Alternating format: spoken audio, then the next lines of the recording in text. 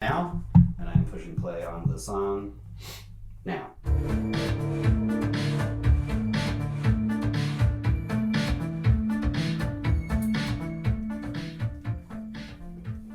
All right, episode 1. So I watch a lot of TV with my kids, and for those of you who aren't aware, children's TV is the most unwatchable, fucking god-awful experience that you can ever have to endure as a parent. And while I watch this stuff with them, a lot of the time I think about how could I make this garbage something that I would be interested in.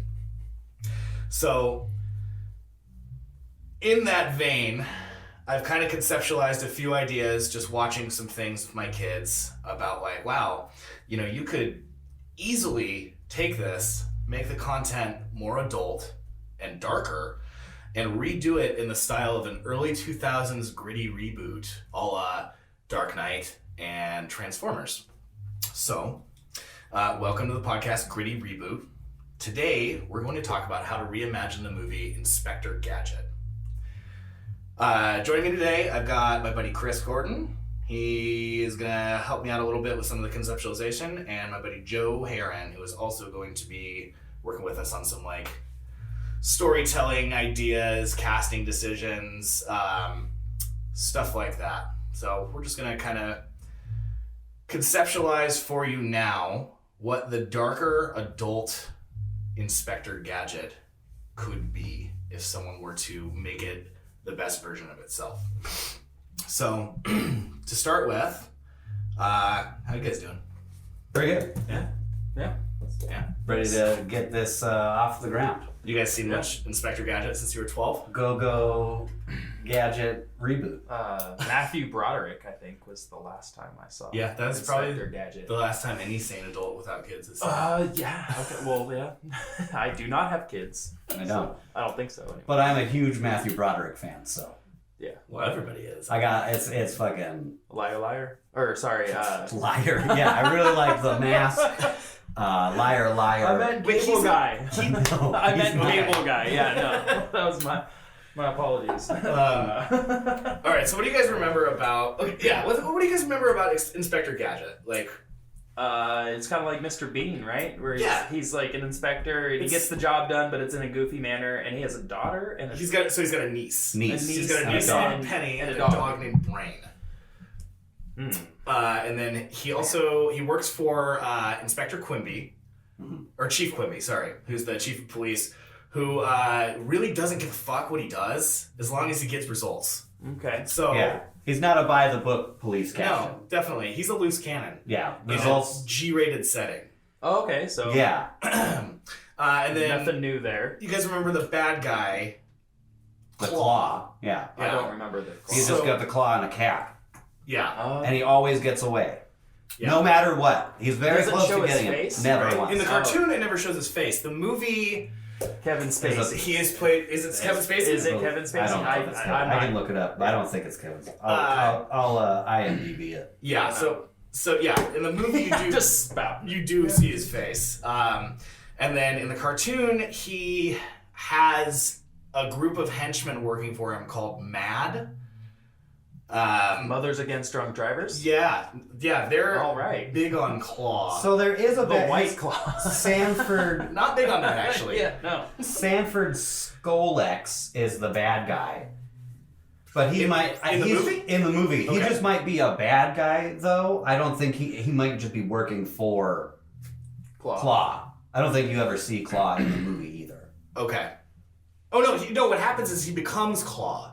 Is that what happens? Yeah. At the end of the movie, he loses a hand and gets. That's right. And then he turns in the chair and then becomes Claw. So it's really like a... Coming of age story with a cat. Well, Yes. In all, really, that's all way in to all look is at just is a coming of age story. Sorry, Okay. a gritty reboot version. okay. So he has his underlings called MAD, which is an acronym. I cannot find anywhere what MAD stands for. Are you on the wiki page? Yeah, I'm on the wiki. It might not stand for anything. They might have just said, fuck it. It's just called MAD. It's a cartoon. They're mad as hell. They're mad as hell, and they're not going to take it anymore. So that's our cast of characters. Now, what I'm thinking for this is to talk about atmosphere. To reboot a movie about a cybernetic police officer who dies on the job and gets brought back as a robotic instrument of justice, we stray into the land of RoboCop. It's totally RoboCop. That's the whole premise of RoboCop. It's RoboCop. So you can't go too dark with this gritty reboot. You've got to go for an atmosphere. What if you went way dark? Like, darker than RoboCop. Like, fucking the niece is involved, kind of shady underdoings with darker than shooting off a rapist's dick in an alleyway? I mean, yeah. How do we... I don't... Do you want... I should have asked this first. What is it rated? What rating are you trying to... Okay, that's what I'm getting into. So, I think for this, too dark, we get RoboCop. Darker than RoboCop, we get... man,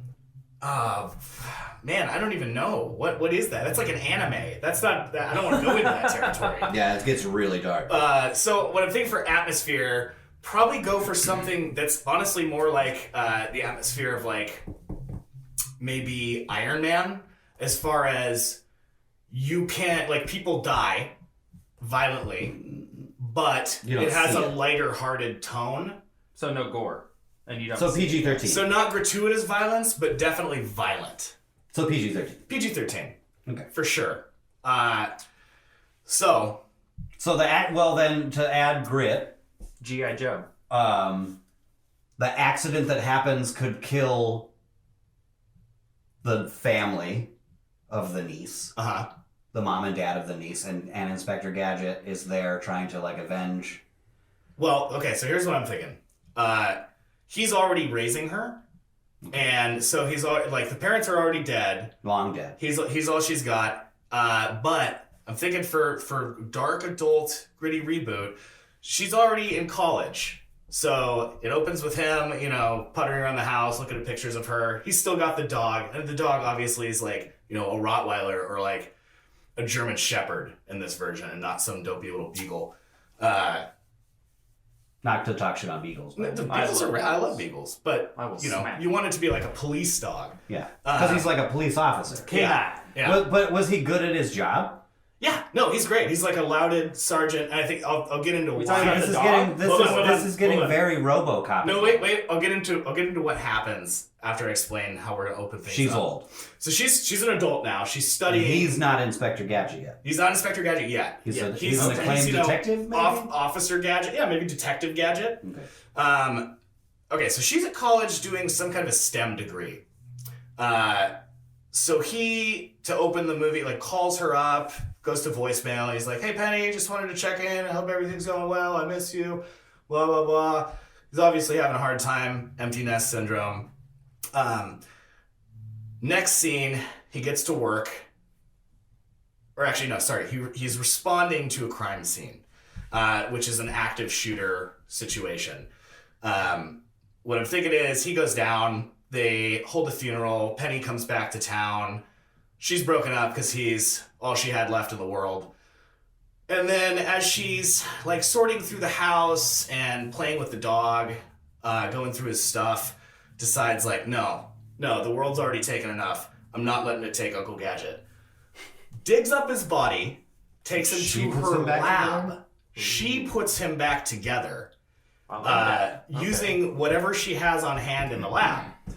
So as a side effect of her kind of like still a college student, not really sure how to reanimate a cyborg yet, his brain doesn't quite come online, which is where you get the Mr. Magoo, Mr. Bean, Inspector So it's like Gadget his brain is goofiness. firing, so he's like, go, Gadget, pistol, and it's like a fucking water gun or something it's like that. that. It's sending the impulse, but not everything is coming through correctly. Yeah.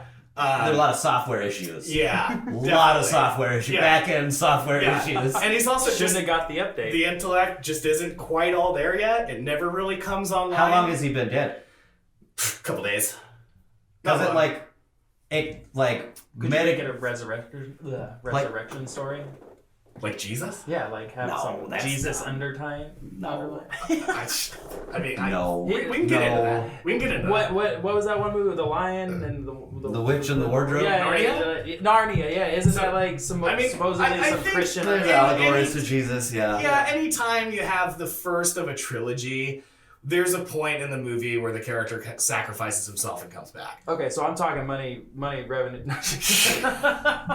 So he's wearing a Disney shirt. he's like how about 2 days in the ground? Sure. Because he can't be in the ground that long. Yeah. Because deterioration. Oh, I'm not saying it's been like 6 months. He's not going to come back a zombie. He's definitely... Yeah. Fucking worms. He's not... Yeah, I mean, he looks fine. Is it just like... So then, again, getting really into RoboCop again is because... How is she... what parts are still him? What is she? Is it just like a whole? Is it just like his face, like RoboCop kind of, like, and it's just his head, Well, okay, or is so it like a he's whole got cybernetic suit? He's got to have the... So that's the thing. That's what we get into is like, he still looks a little fucked up because he's a cyborg. That's why instead of a policeman's outfit, he wears a full trench coat and a fedora. So you can't really see his weird fucked up body underneath of it. Yeah, because she's not quite done. She's an undergrad. She's an undergrad. Yeah, for sure. So yeah, that can explain that. That's how we get the costume, which is a very important part of the reboot. You can look at that everywhere, like how Spider-Man gets his first costume. Fucking Luke Cage in the Luke Cage show when he pulls the laundry off the thing and he looks like classic Luke Cage. Costume's important, so that's how we get that. He's not quite finished. So then I'm thinking what's happening in the world at large is that there's a criminal syndicate that is, robbing banks, just general, like, grand larceny crimes. Maybe they're doing, like, tech heists, stuff like that. And the police are pretty much powerless to stop them because they're more organized than the police. They're better at doing everything they do. They use a lot of police so they got them all. Tactics. Obviously. Yeah. They're able to get equipment the police can't get. And I just want to, for the record, I'm not saying the police should have more guns. Please don't anybody take it that way. They should all get a trench coat, a fedora, and a problematic revolver. But for the purposes of the movie, the problem is this criminal syndicate mad. Nobody knows who's directing them. Nobody knows what they're trying to steal, what their goals are, but they've been terrorizing the city. So at some point, Gadget's going to rejoin the force, and Quimby's going to be all for it because, again, he's a loose cannon. He thinks Gadget's a go-getter. He likes the cut of his jib. He doesn't care that he was dead for 2 days, and everyone knows it. But he's willing to give him a shot. Unfortunately, there is a police lieutenant, and I'm not budging on this, he is played by Jeremy Piven, who is absolutely, positively opposed to Inspector Gadget coming back on the force in any capacity for what should be obvious reasons to Quimby. Because the software is not working correctly, Gadget is kind of an idiot. So then we get into, in every reboot, there's the first action scene. And generally, what happens is they haven't quite gotten their sea legs yet. So they go in expecting, and I think the audience has this expectation too, that they're about to kick some ass, and then something goes awry, and they end up getting their ass beat. So I think what's going to happen is they send Gadget to apprehend a heist that's happening right now. They're just trying to get in and stop Mad. And that's when we get into what you're talking about, Chris, with the Go-Go Gadget machine gun, and out pops like a rubber band gun. Yeah. I have a couple of questions too. Okay. Gadget comes back. Sure. You've said this. So, how though? I see a lot of questions being risen from the public in this world. Sure. We know that Inspector Gadget is dead. We saw him die. How did he come?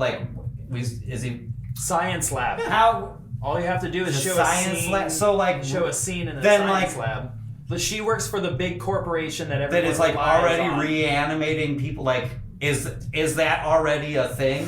Well, because like in RoboCop, they kind of they hide his identity. They hide his identity and like kind of make him just like a thing that they had already been working on. So like how? What I'm asking is like the general public. How is this?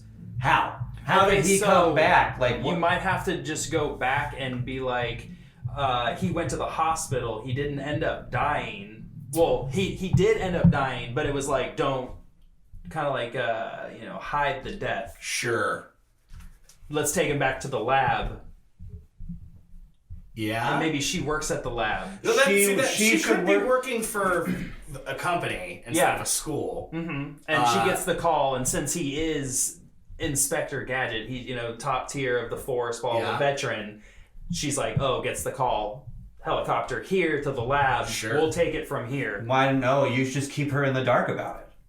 That would be even better too, because you could have he dies because you want everyone to think that Inspector Gadget is dead. Yeah. The crime syndicate thinks that they have won. He is taken to a different location, to the lab that she works at, and she keeps maybe seeing like flashes of him because he is literally there. Yeah. They're rebuilding him and everything. So like she'll like walk by a room and it's like she could have sworn that she saw him laying on the table there. Like, what the fuck is that? Like, that's Uncle Gadget. And then it keeps going. So then she gets to the house and is distraught and is like cleaning up her things. And then he, being rebuilt, they didn't erase all of his memories or forgot to erase all of his memories. Oh, he's not done yet. And he's not done. And he goes to the thing. So she finishes him. Okay, and that's why he's all wonky and has weird stuff in his body. Because he sees her and is like, her, blah, blah, blah. And then she's at his house, like, cleaning up his things and whatever. Okay. And then... So he escapes? Yes, he gets out of the lab. Okay. Because it's bad news. He knows when he's like... So then maybe he just wakes up early and he's just trying to go home. We don't have to make it, because then we get the lab looking for him and trying to hunt him down. He's got to be able to rejoin the force. He gets out early.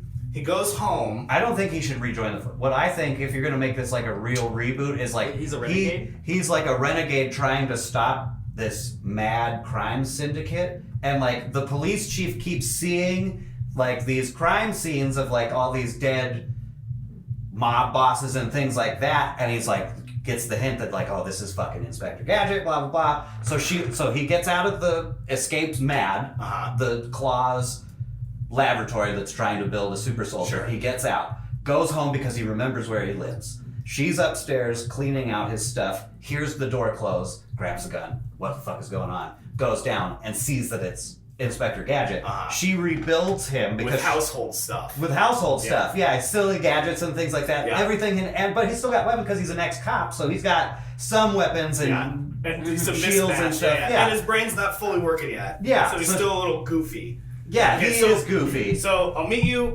halfway there. But here's the reason why I think he should be rejoining the police force. The lieutenant I mentioned earlier that I'm, again, not budging, Jeremy Piven, is going to be pivotal, and there's a reason he doesn't like Gadget beyond he thinks he's an idiot. See, but you can make the reason Gadget is dead Jeremy Piven, so the audience knows that he's a bad, crooked cop and thinks that. Well, see, now you're getting into the reveal.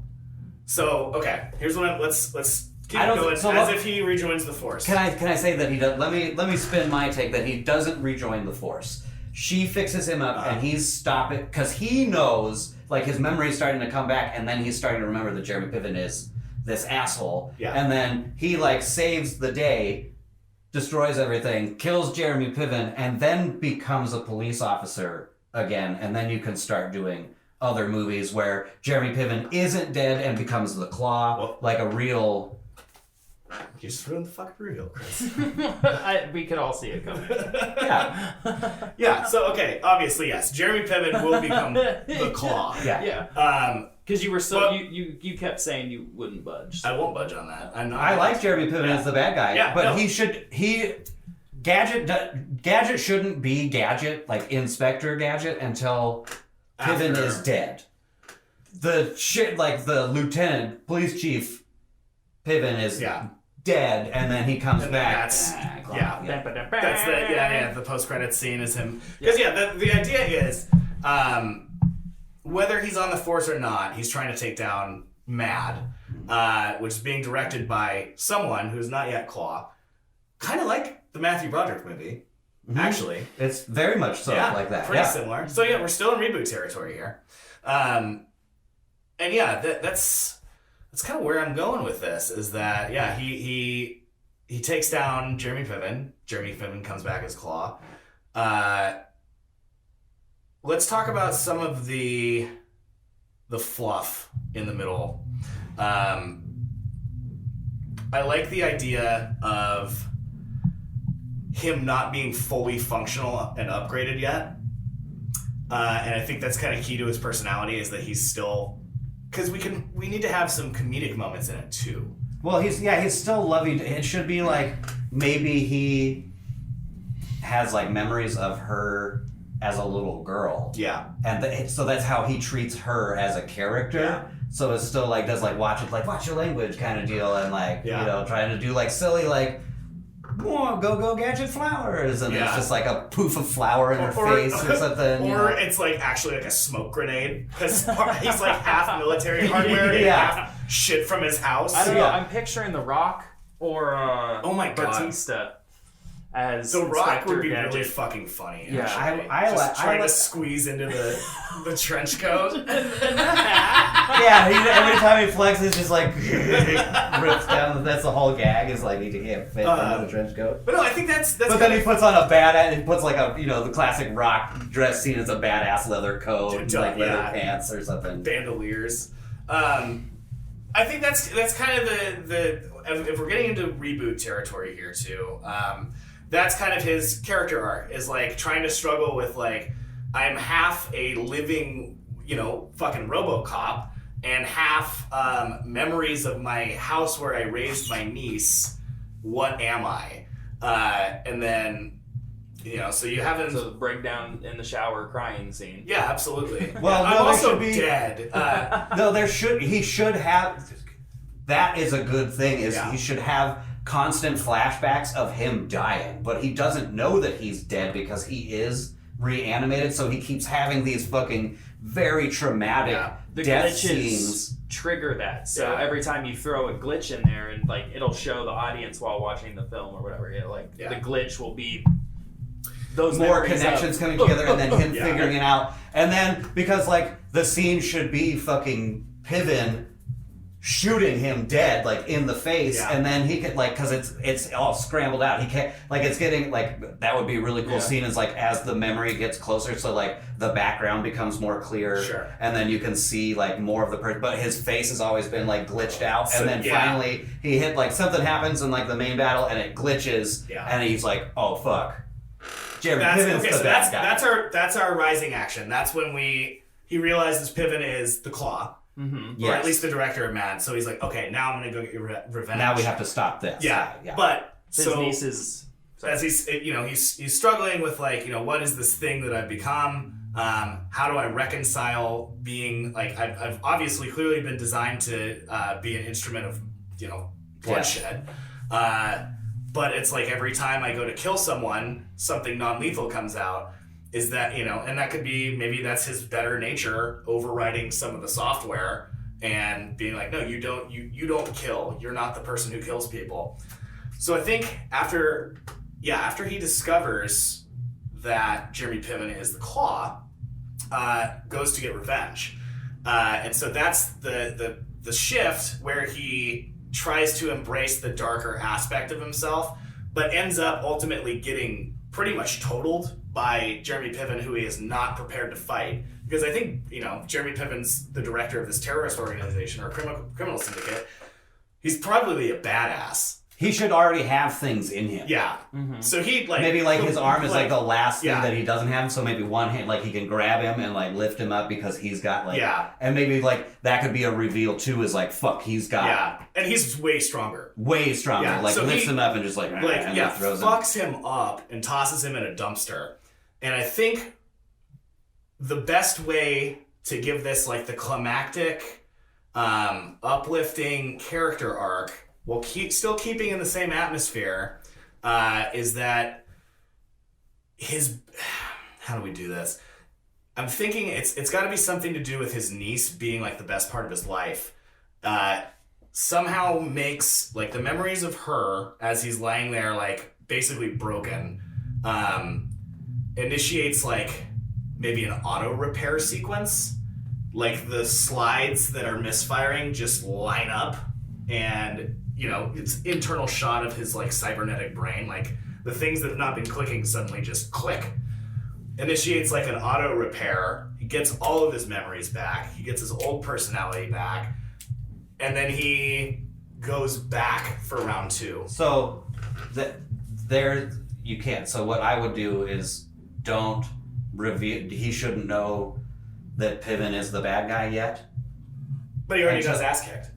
No, that's what I'm saying. When he goes to fight him, he shouldn't know that Jeremy Piven is the bad. He's just Piven's there, and then he's like, "Oh fuck, you're back," and he's like, "What the fuck? I don't know who the fuck you are." And then they fight, and then when he throws him and he goes into the reboot system, then he gets the whole memory of Piven shooting him, and that's why he goes back. See, I disagree, because I think if we're looking at character arc, the dark impulse, like the military side of him, the death bot side of him, is what compels him to get revenge on Jeremy Piven, and the better side, like the good-natured side of him, is what brings him back and repairs him, and then he's able to, using his full potential with Penny's upgrades, which aren't really upgrades, they're just kind of goofy household things. That's what he embraces most of, and he's able to take down Piven without murdering him. But then, of course, in classic PG-13 villain style, Piven kills himself by, blowing up the reactor. But like in the story arc though, so Piven kills Gadget. Gadget. See, then you build up. See, that's how I would watch this is. Gadget is killed. Gadget is rebuilt. Still kind of faulty, bringing down crime lords and stuff like that, but not Jeremy Piven yet. Meets Jeremy Piven, doesn't know who Jeremy Piven is yet. Gets beat by Jeremy Piven, and then goes into the rebuild phase, story arc kind of deal, and then that's when he's like, I get your idea of like the revenge aspect of it, but like...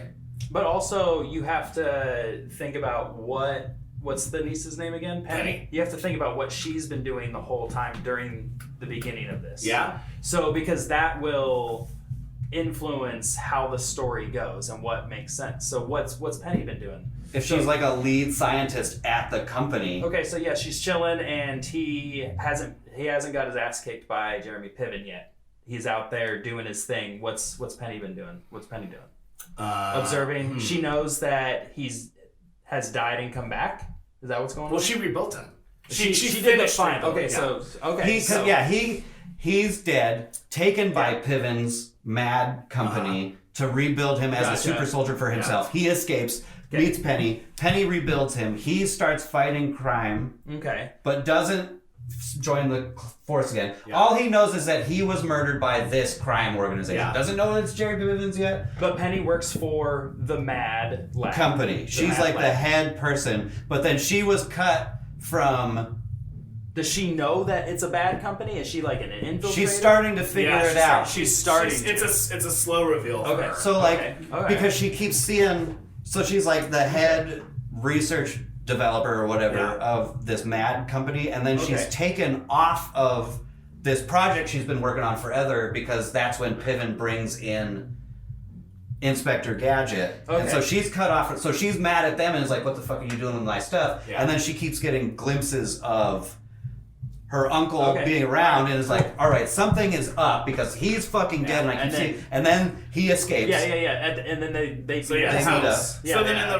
during the rising action, let's see what she should be. She should be starting to figure it out. Well, she's not working there anymore at this point. Does she find him in she's still the working dumpster? there. She's still working there? She absolutely needs to work because She finds him in the dumpster? Because there's got to be... Basically, it's got to revolve around... The climax has to revolve around two things. First, he gets his ass completely whooped and almost dies. He also has to overcome something that's metaphorical. Yeah, so that's what I'm saying. That's why I think like the fact that he doesn't want to be RoboCop. And yeah, but he's still fighting. But in that first really big action scene where he gets his ass kicked, Jeremy Piven, that's the first. Yeah, that's the first action scene. Piven's there and fucks him up. Like he's, it could be like 35. But not that enough to send him into repair sequence. Just fucks him up pretty bad.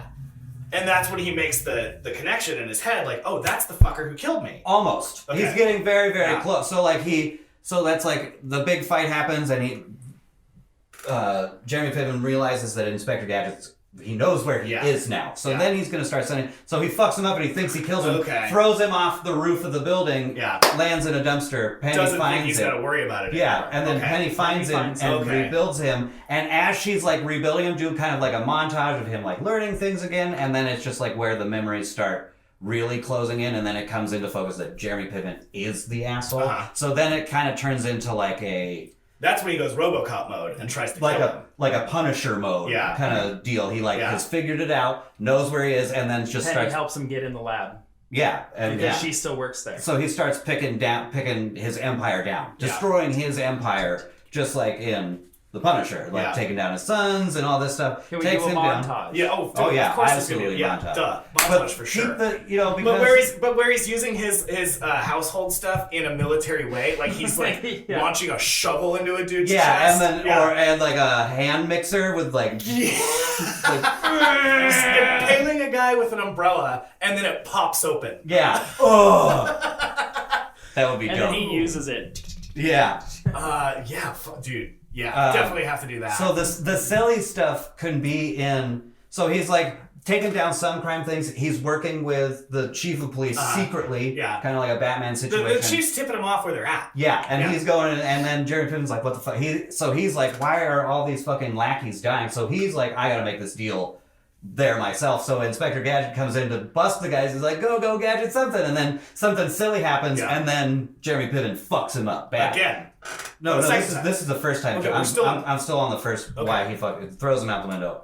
And then the second time they fight should just be the end fight. He's rebuilding. But the end fight, so the end fight, Jeremy Piven also kicks his ass again, because this time he's ready and he's got like, robot outfitted guards or something, other cyborgs. It's kind of like that the Avatar ending or whatever, where the military dude has the suit to fight the motherfucker at the end, like. So he's all decked out. Yeah, I think the thing to make it really like, because he can't be RoboCop, he can't just be a murder machine. No. I think the climax of the movie has to be him. Embracing the human side. Yeah, versus exactly. Embracing the mechanical side. Yeah, he's got to embrace the human side, and he has to beat Tin Man. He has to beat Claw not with his military hardware, but with his stupid fucking like. Yeah, that should be like the whole deal. Yeah, takes him and that's the others second down. But that's the second fight. Like he's losing, and like on the ground, like and then he's like go Gadget spatula, and then hits him with something silly or like go Gadget olive oil, and he's like what? Yeah, no, so absolutely, no, that's a great. That's the end, and then it's just like the huge key to the city deal. Inspector Gadget is back, like the spinning newspaper. Gadget's back, crime syndicate down, mad stopped, blah blah blah, and then you can have him turn with and just see the claw with the cat, and then you get to do more movies. Yeah. You can do Inspector Gadget 2, Revenge of Claw. Yeah. Inspector Gadget 3, Rise of Claw. Yeah. Blah, blah, blah, blah, blah. And then... Yeah. There's your movie. There we go. Fucking perfect. That's 90 minutes. 90 pages. All right, let's talk about casting. This is the important part. Okay. I'm, again, not going to budge on Jeremy Piven as the bad guy. Absolute bad guy. Okay. I miss Jeremy Piven. I wish he would be in more stuff. What about Gadget, though? We need The Rock. Gadget. No. The Rock. Okay, so this is what we were talking about before we started recording. He's too big. We've got our A-list and our B-list. Okay. A-list actors. Okay, The Rock is too big physically. Too big to be Inspector Gadget. And, He's too big to be bumbling. He's not. Yeah. He's not funny that way. Yeah. So we need kind of a bumbling idiot that can also pull off maybe kind of like more Thor. Okay, think about this. Thinking more of like the like Paul Rudd, Jason Sudeikis, that realm of actors. Paul Rudd in anything. I would say Paul Rudd. Paul Rudd would be He'd be a dope great as Inspector Gadget. Actually, yeah, that would be awesome. He's the age. Yeah? He could have a niece. Yeah, Paul Rudd. Sure. Yeah, Paul Okay, Rudd. Paul Rudd. B-list. Lee B-list. Shriver. Leave Schreiber. Dude, how No, dare you Lee call me Schreiber. Schreiber? Actually, yeah, I retract. I would take I retract that. Leave Schreiber as a backup for Jeremy Piven, though. Absolutely. I'd do that. I'd even switch the two. Yeah? I'd have Liev Schreiber as the bad guy. He would be a fucking Okay, Leave awesome Schreiber clown. would fucking rule. Yeah, that would be great. Jeremy Piven can still be in it and like one of like the head lackeys or something like that. Like Maybe he'd still die. he's running Mad. What about... He's the head of Mad, but Liev Schreiber is his boss, or Yeah. he's like the mystery man that you never see. He is Okay, the claw. yeah, So Piven doesn't Yeah, turn into. you could keep. Yeah, we it. can do... or do it like fucking Cobra Commander, where it's like you think that Jeremy Piven is Claw, but he's a body double for Liev Schreiber. Yeah, Yeah. yeah, he's Okay. just a stand-in. Yeah, totally. And, yeah. He's the proxy. Yeah, I'm into that. Okay. What about okay? So Chief Quimby. I don't remember Chief Quimby. I'm gonna look it up. Look at the picture. He's got a mustache. He always dies too. Every time because he's got Gadget would like throw the things away. He also has the same getup as Gadget, right? And he shows up out of nowhere, like kind of. No, he doesn't. He's not a Gadget person, but he has. He's like always handing him the letters that self-destruct, and then Gadget throws he's it back. hiding, right? He yeah, pops up like out in of a the trash can, and then Yeah. Gadget will throw it back into the trash can, and then it'll explode. Fucking John Malkovich is a goofball with a mustache. That could be funny. He's too serious. Are you kidding me? Have you seen Red? I have, and he's still like that maniacal kind of Or bad guy. Johnny Yeah, it needs to English? be more like a grandpa When's the last time you said Johnny English? with John Mr. Malkovich. Bean? With Mr. Bean, and Malkovich is the evil French guy. He's trying to turn all of England. Oh, you know into a who'd be prison. good? So Is the guy from that Burt Wonderstone movie? Oh, I never saw that. Oh, it's funny as fuck. Yeah, it's got to be like an elderly Okay. kind of grandpa dude. I mean, Wilfred Brimley, ideally, I think, but you can't. That's not gonna happen. no. Alan Arkin, that guy. Oh hell yeah! No, Alan Arkin, Oh, dude, man, perfect. He'd be good at it. Yeah, that's perfect. Or what's the newspaper editor from Spider-Man? Oh, J.K. J.K. Simmons. Simmons, yeah, yeah. he's Either though, there we go. he's We got Alan Arkin or J.K. Simmons. Yeah. So you Yeah. know. And then I got somebody for Penny. You got right? a celebrity crush? Yeah, fucking what's her name? Are you gonna say Isla Fisher? No, I don't know who that is. I think Isla Fisher's gorgeous. fucking. She's married to Sacha Baron Cohen, which like, Oh, okay. man, I don't blame her because he's also very handsome. Fucking Samara Weaving. Who is Samara Weaving? She's in the Oh Babysitter. wait, Hugo Weaving's on her? Oh yeah, Okay, yeah. sold. Yeah, she's the babysitter. If you ever saw that. She's yeah. also in Bill and Ted. Really? Yeah, she's Ted's Sweet. daughter. Yeah, and then I think the dog should be like a police dog. You give the dog to do some action scenes too. That Yeah, could- she's a good blonde Seth face. Rogen. What is Seth Rogen gonna do? His voice. Why does the dog have a voice? Because you're trying to do the, That's true. the gritty, like goofy. Okay, so okay. there has So to be- of course, there's the sci-fi device where the dog talks, and it's Seth. That's one of her Okay, things that alright. she invented. All right, that's fair. It's very. That's fair. It's very like. It's not too much. So in the cartoons too, the dog It's smart as is fuck. smart as fuck. That's why he's Exactly. named. Okay, so yeah, actually, it makes sense for the dog to talk. So Not full sentences. We're not talking a Mr. Peabody fucking Yeah, situation. no, it's but just, it's, he's like it's definitely like it's there to help. he's like, hey guys, Yeah, that kind of when stuff. Gadget's brain like misfires, the dog is there to like sigh heavily and Jonah be like, Hill. Doorknob. Jonah Hill? That Jonah could be Hill. awesome too. Yeah, he's got a very funny voice that we're all familiar with. I'd take Nick Kroll as the dog too. He'd be a good dog. Yeah.